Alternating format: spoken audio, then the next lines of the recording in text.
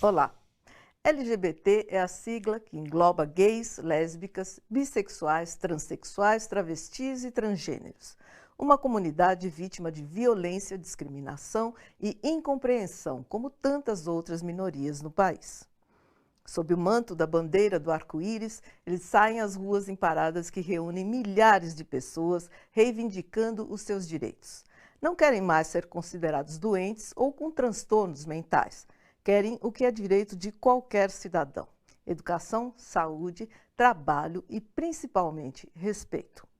LGBT é o tema do Bom para Todos, que começa agora. As pessoas têm que se politizar cada vez mais e os partidos tomarem consciência de que LGBT também vota. Como acabar com a homolestransfobia? Nós ainda estamos no CID F064, que é transtorno de identidade de gênero. A primeira parada do orgulho LGBT em São Paulo, em 1997, levou para a Avenida Paulista perto de 2.000 participantes.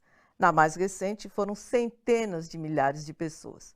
Se nas primeiras edições se buscava a visibilidade, com o passar dos anos, a questão dos direitos civis foi ganhando projeção ao lado da luta contra a homo-lesbo-transfobia.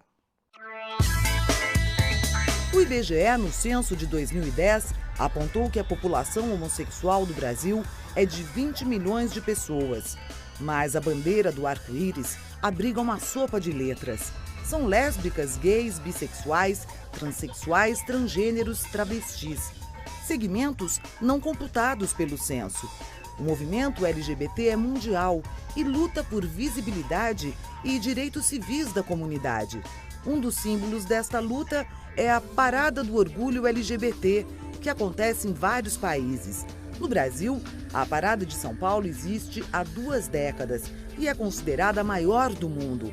Este ano, foi integrada ao calendário oficial de eventos da cidade. Nós saímos da invisibilidade, né? Alcançamos muitos direitos. Direito de pensão por morte, do casamento, da união civil, todos os direitos resguardados aí que estão avançando. Claro que não vieram pelo legislativo, vieram pelo judiciário, mas nós conseguimos avançar. Esse ano, a questão da identidade de gênero é a questão principal. A defender as transexuais, defender, sobretudo, as transexuais pobres, negras, vulneráveis, porque a gente nunca pode esquecer disso, né? Que tem um corte de classe e um corte étnico-racial também nessa questão. O movimento, que levou 2.000 pessoas às ruas na primeira edição, reuniu 3 milhões de pessoas na 20ª. Gente politizada, gente festiva, feliz e, acima de tudo, com muito orgulho. Aqui nós estamos para dizer que para o Bolsonaro principalmente, que nós temos orgulho dos nossos filhos LGBT, sim! E que nós estamos endossando eles, a luta deles, e estamos junto com eles. É muito emocionante, principalmente porque não fui eu que trouxe ela que está me trazendo. Ela é responsável por tudo isso. Ela me deu 1 milhão de irmãos, de mães, é tudo culpa dela. Ter o apoio da família é a parte principal para você conseguir sair do armário. Todo mundo devia ser amado e aceito, incluso, não só respeitado, incluso. O segmento T, travestis, transexuais, transgêneros, é o mais vulnerável, é o segmento mais vulnerável. Não só porque não há armário que esconda a identidade de gênero. Nenhuma travesti, nenhuma transexual, nenhum homem trans pode esconder a sua identidade de gênero no armário, como um homossexual ou uma homossexual pode esconder a orientação sexual no armário. Então, essas pessoas sofrem muitos estigmas, os estigmas estão nela, no corpo. E esse Congresso, aliado a um governo ilegítimo, que nasce de um golpe institucional, torna tudo muito pior, o ambiente todo ruim para essa agenda da comunidade LGBT. Nós não temos expectativa, nós temos cobrança, vamos meter o pé na porta como sempre exigir o que é nosso e que eles realmente trabalhem, porque são funcionários públicos e nós precisamos do mercado de trabalho e inclusão social. O nosso convidado de hoje é Leonardo Lima, secretário-geral da União Nacional LGBT e diretor LGBT da União da Juventude Socialista. Leonardo, a gente viu na reportagem que os direitos estão sendo conseguidos por via judiciário e não pelo legislativo. A gente está muito distante de leis que protejam essa população. Olha, primeiro é um prazer estar aqui, Maria. Muito bom o seu programa, acompanho. Mas eu acho que a gente está distante de conseguir qualquer conquista nesse cenário do Congresso Nacional. A gente conseguiu, pelo STF, a lei que autoriza a união homoafetiva e tem conseguido, por essa via, outras conquistas. Eu acho que esse ambiente é um ambiente mais ponderado, é um ambiente em que as pessoas refletem mais sobre as agressões que nós sofremos, sobre as violências que nós sofremos. Agora, o Congresso Nacional tem uma bancada evangélica fundamentalista, né, muito grande, e que desde 1982 vem com um projeto político fundamentalista. Então, essa relação da religiosidade com a política faz com que a gente não consiga avançar, né? Então, o Congresso Nacional barra os nossos avanços e propõe retrocessos. Saber aceitar as diferenças é o primeiro passo para uma convivência sem preconceitos. Vamos à primeira pergunta da população. Qual é a diferença entre transgêneros, transexuais e travestis? Veja, essa diferença sempre foi uma polêmica, né? Porque as pessoas diziam assim que travestis são aquelas que não fazem a cirurgia de redesignação sexual, e as mulheres transexuais são aquelas que fazem, mas isso eu acho que já foi diluído. A diferença é de trajetória política, né? São as travestis que se reivindicam travestis do gênero feminino, então não se reivindicam mulheres. Sim. E as mulheres trans se reivindicam mulheres. Eu acho que a diferença é do discurso da trajetória política, não tem nada a ver com o sexo biológico, não tem nada a ver com a genitália. Sim. Tem a ver com a trajetória de luta que essas travestis e essas mulheres transexuais construíram no nosso país. A Dinamarca é o primeiro país a anunciar a retirada em 2017 dos casos de pessoas transgêneros na lista de doenças mentais. Essa iniciativa busca influenciar a decisão que deverá ser tomada na matéria pela Organização Mundial de Saúde. É sobre esse tema a nossa próxima pergunta. Transgênero é considerado uma pessoa doente? Veja, infelizmente sim. Em 1990, o movimento de lésbicas e gays teve uma conquista muito grande pela Organização Mundial da Saúde. Sim. Isso é fruto de muita luta, né? Que a gente também fazia parte da lista de patologias da OMS. Então, nós éramos considerados doentes, né? Tanto que hoje ainda propõem os deputados fundamentalistas a cura gay. Mas vamos falar agora das travestis e das transexuais. Elas são consideradas com disforia de gênero. Então, ainda são consideradas doentes. Isso faz com que o atendimento na saúde seja marginalizado, né? Sim. Então, são consideradas sim. A Política Nacional de Saúde Integral de Lésbicas, Gays, Bissexuais, Travestis e Transsexuais, LGBT, foi instituída em 2011 pelo governo da presidenta Dilma Rousseff. O objetivo era promover a saúde integral LGBT, eliminando a discriminação e o preconceito institucional e consolidando o SUS como sistema universal, integral e igualitário. Veja algumas diretrizes dessa política que neste governo provisório corre sério risco. Respeito aos direitos humanos LGBT, contribuindo para a eliminação do estigma e da discriminação.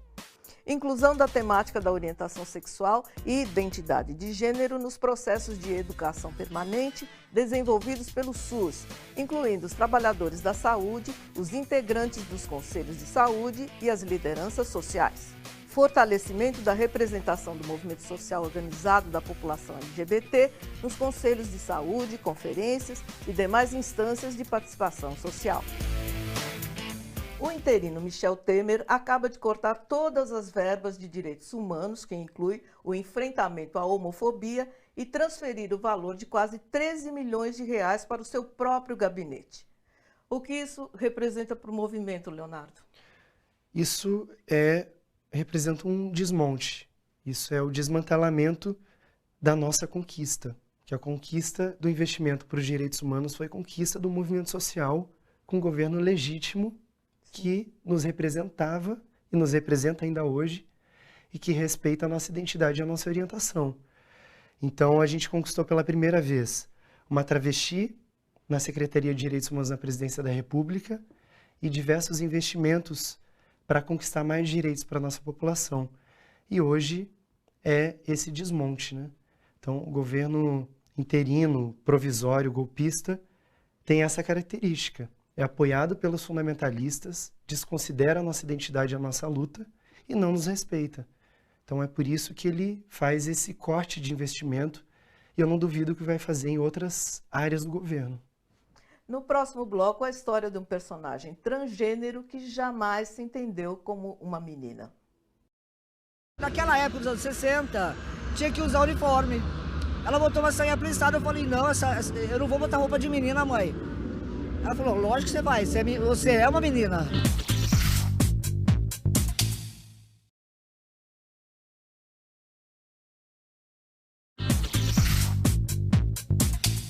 Ninguém na cidade em que nosso personagem nasceu o conhecia como uma menina.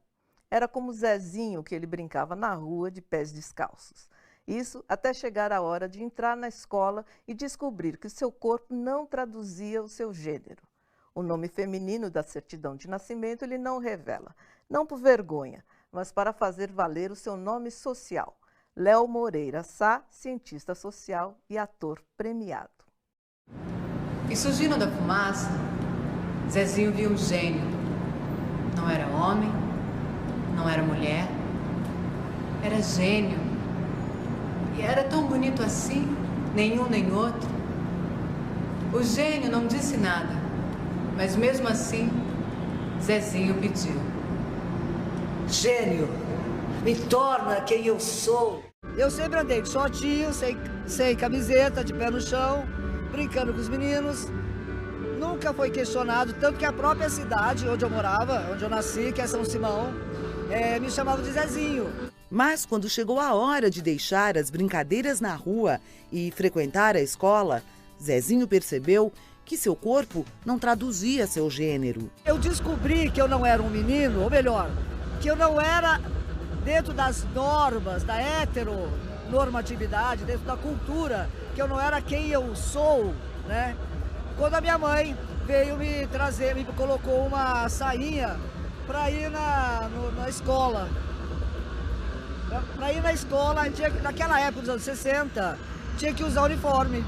Ela botou uma sainha plissada, eu falei, não, eu não vou botar roupa de menina, mãe.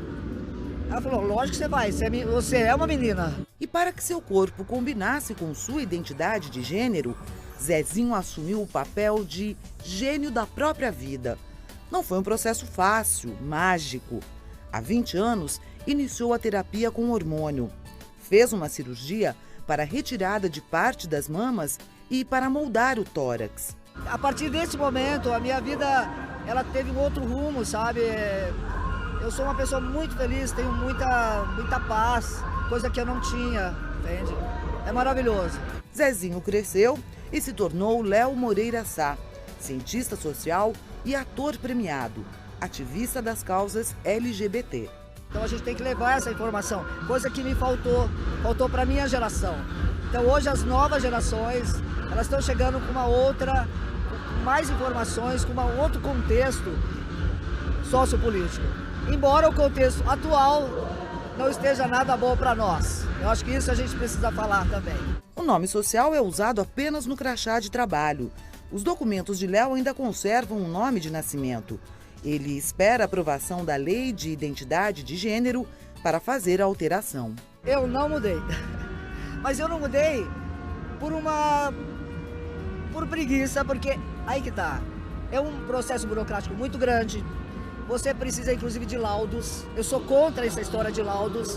Nós ainda estamos no CID F064, que é transtorno de identidade de gênero. Os homossexuais, lésbicas e gays já saíram. Homossexualidade era homossexualismo até 1990. Foi retirado. Nós ainda estamos no CID. Então nós somos encarados como doentes e criminosos. Então, eu prefiro esperar que essa lei seja votada e que ela ganhe. A presidenta Dilma assinou o decreto autorizando o uso do nome social nos órgãos do Serviço Público Federal, como ministérios, universidades federais e empresas estatais. Como é que está essa lei da identidade de gênero, Leonardo? Bom, a lei ela está escrita, está proposta, mas a gente conhece a dificuldade em que vivemos no cenário do poder legislativo.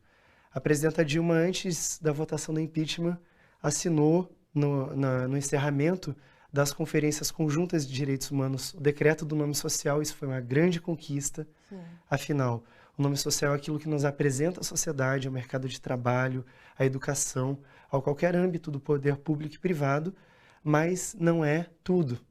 A gente precisa mudar o nome dessas pessoas na certidão de nascimento. A gente precisa ter um RG com o nome civil dessas Sim. pessoas. E precisa ter um acesso à saúde, à redesignação sexual desburocratizado. Né? Como o Léo Moreira Sá falou na reportagem, é necessário laudo judicial, é necessário laudo psiquiátrico e psicológico. Isso Então, tudo é um constrangimento muito grande. Isso é um constrangimento muito grande. E é por isso que essas pessoas deixam de procurar esse direito por conta do constrangimento que passam na saúde, né? Então, eu acho que vai ser muito difícil passar a lei, por conta desse cenário que nós temos no Congresso Nacional. As pesquisas sobre a transexualidade começaram a engatinhar apenas nos anos 80. Sempre foi um tabu, algo sobre o que não se falava nem particularmente, nem publicamente. Portanto, estamos todos aprendendo ainda sobre este assunto. Como reconhecer uma criança trans e o que fazer? Veja, eu acho que essa é outra polêmica, né? Que esse conservadorismo faz, que é criminalizar a lei de identidade de gênero, dizendo que nós queremos que as crianças façam cirurgias, que sejam transexuais, e não é nada disso. Bom, ao falar com qualquer pessoa transexual, a gente percebe que essa característica vem desde criança, desde o berço, né? Então, como a gente vive num sistema que define na linguagem ele, ela, azul, rosa, características de mulheres, características de homens, a criança já vai se identificando com essas características e demonstrando-as, né? A gente pode perceber, como pode não perceber, mas se perceber, a gente precisa respeitar e acompanhar. A gente precisa já trabalhar isso, né? Desconstruir toda e qualquer forma de discriminação que essa pessoa vai sofrer na vida. Pois é. Nossa próxima pergunta é a que todas as pessoas se fazem quando o assunto é preconceito. Como acabar com a homolestransfobia? Veja, isso impossível. Cara, isso não tem uma receita pronta, né? Se tivesse, todo mundo já teria aplicado. Já estaria lá, né? Mas eu acho que o primeiro passo é ir para a rua e ir para a luta. A gente sabe que a gente vive nesse sistema, como a gente já falou aqui. O problema não é acabar com uma pessoa ou outra. O problema é acabar com a lógica, com a narrativa.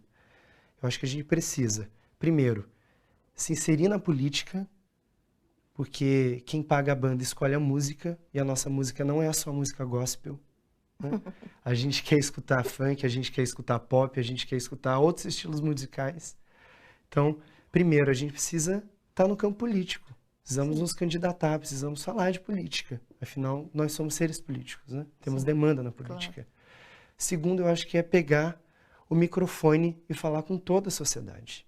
Sim. Não adianta a gente desconstruir os nossos preconceitos, conscientizar só a população LGBT. A gente precisa falar com todo mundo. Todas as mulheres, todos os homens. Mães, pais, trabalhadoras, trabalhadores. Precisamos falar com estudantes, porque não adianta a gente se desconstruir e continuar sofrendo o preconceito de toda a sociedade.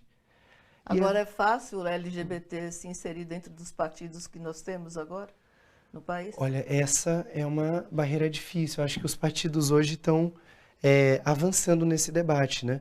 Não digo os partidos da direita, até porque não interessa, Sim. mas os partidos que compõem o campo progressista têm se esforçado para entender esse debate e para acolher essas pessoas, né? Sim. Eu acho que isso é extremamente legítimo.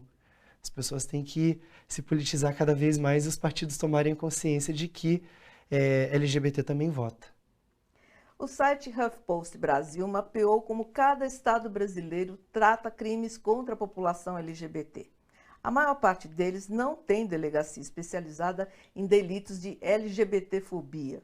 No máximo, permitem registrar boletim de ocorrência no site da Polícia Civil ou tem alguma lei que multa estabelecimentos comerciais e órgãos públicos por discriminação. Veja os estados com serviço específico para esta população. No Amazonas, delitos contra a comunidade LGBT são registrados como crimes de ódio em delegacias comuns. Informações sobre orientação sexual, nome social e provável motivação do crime são registradas. Mato Grosso do Sul e Minas Gerais não têm delegacias especializadas, mas tem centros de referência de combate à homofobia. Paraíba. Na capital, João Pessoa, funciona desde 2009 a Delegacia de Repressão a Crimes Homofóbicos. Piauí. Na capital Teresina, a Delegacia de Defesa e Proteção dos Direitos Humanos e Repressão às Condutas Discriminatórias. São Paulo tem a Delegacia de Polícia de Repressão aos Crimes Raciais e Delitos de Intolerância. Sergipe. Na capital Aracaju, funciona o Departamento de Atendimento aos Grupos Vulneráveis, subordinado à Delegacia Geral da Polícia Civil. Quando se pensa no massacre da Boate Pulse, em Orlando, em meados de junho, onde 49 pessoas foram mortas por um atirador, isso nos remete à questão da segurança da comunidade LGBT. Leonardo, não são muito poucas essas delegacias que existem no país inteiro para proteger essa população tão vulnerável? São muito poucas e ações pouco efetivas. Pouco efetivas. Quer dizer, mesmo essas delegacias que existem não trabalham como deveriam? Mesmo essas, eu acho que não é suficiente colocar orientação sexual, identidade de gênero ou colocar violência LGBTfóbica no boletim de ocorrência. Sei. Eu acho que isso é um passo. Agora, eu acho que isso não é suficiente. A gente precisa garantir que o agressor não tenha certeza de que ficará impune se ele agredir a população LGBT. Sim. E também o atendimento nas delegacias é lastimável. Então, a gente sabe que a polícia ainda é extremamente truculenta, né? Sim. Tanto com o movimento social, quanto com as pessoas que não estão de acordo com os padrões estabelecidos pela sociedade, né? De certa maneira, é quase equivalente à questão do estupro, não? Que é isso. uma subnotificação por causa do constrangimento de se ir à delegacia. Exatamente. É a mesma coisa. Assim como a cultura do estupro, a gente também tem uma cultura de LGBTfobia. Porque a cultura do estupro nada mais é do que você agredir, abusar, culpabilizando a vítima. Sim. Né? E o LGBT é quase isso, né? Você agride pensando que há legitimidade na sociedade por um discurso majoritário que te permita fazer isso. E isso não é verdade, né? Claro. Leonardo, eu quero agradecer muito a sua presença aqui. Muito obrigado, eu que agradeço. Bons esclarecimentos. Obrigado. Obrigada. Acesse o nosso site para rever o programa, anotar alguma dica e acompanhar toda a programação da TVT. Nosso endereço é tvt.org.br. A ONU lançou uma versão ampliada do Manual sobre Direitos LGBT no Mundo do Trabalho em dezembro de 2015. É acessível para todos os interessados. Nele, Ban Ki-moon, secretário-geral da ONU, diz: é um ultraje que tantos países continuem criminalizando pessoas só por amarem outro ser humano do mesmo sexo. Em alguns casos, novas leis discriminatórias estão sendo criadas. Em outros, essas leis foram herdadas das potências coloniais. Leis enraizadas em preconceitos do século XIX estão enchendo o século XXI de ódio. Mas só porque a maioria desaprova determinados indivíduos, não dá direito ao Estado de reter seus direitos básicos. A democracia é mais do que a regra da maioria.